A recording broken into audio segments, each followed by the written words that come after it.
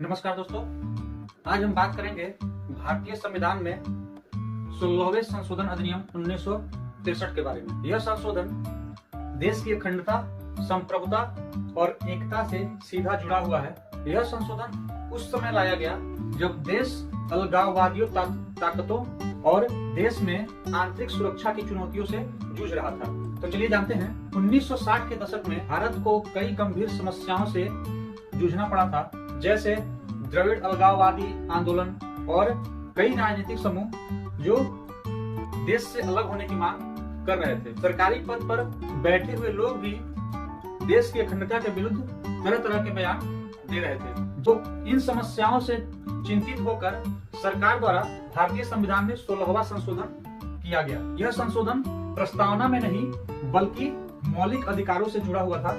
इसमें अनुच्छेद 19 सबसेक्शन 2 में संशोधन किया गया और इसमें भारत की अखंडता और संप्रभुता का वह बिंदु जोड़ा गया जो अभिव्यक्ति की स्वतंत्रता को सीमित करने का आधार बना। मतलब इसके बाद यह स्पष्ट कर दिया गया कि अब भारत को तोड़ने और अलगाववाद की बात करने के लिए मौलिक अधिकारों का सहारा नहीं लिया जा सकता। इसके अतिरिक्त अनुच्छेद 19 सबसेक्शन 4 में भी संशोधन किया गया, जिससे संघ या संगठन बनाने की स्वतंत्रता पर भी भारत की अखंडता और संप्रभुता के आधार पर प्रतिबंध संभव हो पाया।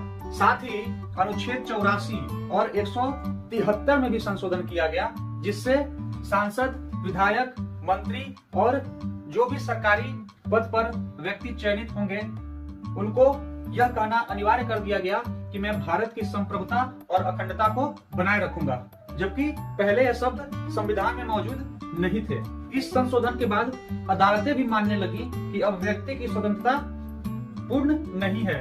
मतलब अभिव्यक्ति की स्वतंत्रता को पूर्णतया मौलिक अधिकार नहीं माना जा सकता है। अगर कोई अपने भाषण में देश को तोड़ने और अलगाववादी भाषणों का इस्तेमाल करता है तो उस पर कानूनी कार्रवाई की जा सकती है।